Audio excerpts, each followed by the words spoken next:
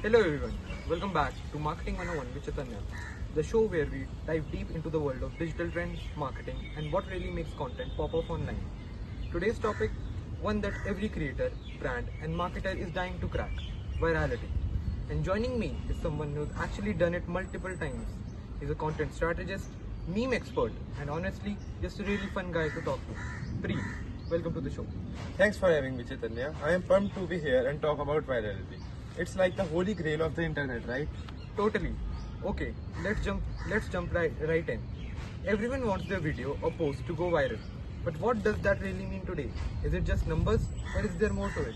Great question. Virality isn't just about views or likes. It's about how quickly and widely your content spreads organically. If people are sharing it with no push, no ads, just because it resonated, that's real virality. It could be 10,000 views or 10 million, but it has to hit a nerve. So true. What's the first key element? Like, if someone's listening and wondering, how do I start making viral content? What should they focus on? Honestly, emotion.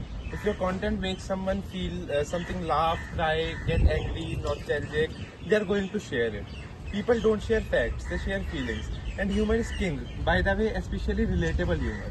Yeah, the number of things I've seen, me IRL memes or my toxic trait is reels, it's like people just see themselves in them. Exactly. Virality is about mirroring the audience reality in an unexpected way. Okay, so let's break it down practically.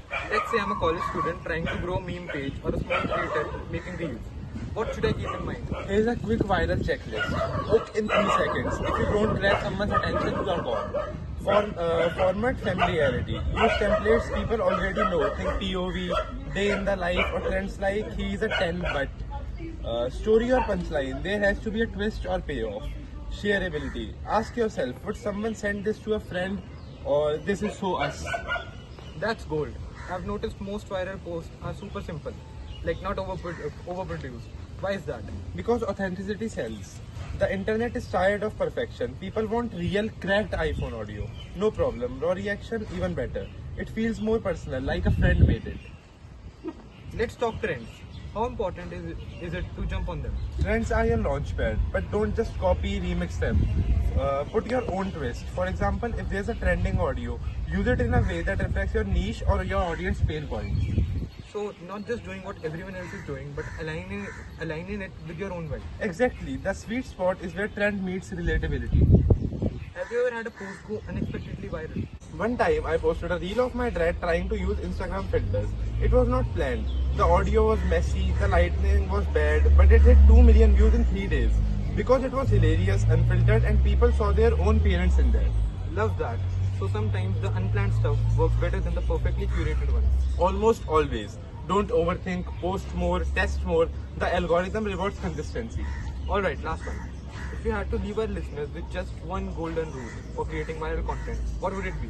Make content that feels like a conversation, not a broadcast. If your post sounds like you're talking with someone, not at them, it's a winner. Mic drop. Preet, this was such a fun and eye-opening chat. Thank you for sharing all this. Thank you, man. Always a pleasure. Hope everyone listening starts posting more and worrying less. And hey, if this episode hits your For You page, take it as a sign. Go create something today. This is Chaitanya and Preet signing off. Catch you in the next one.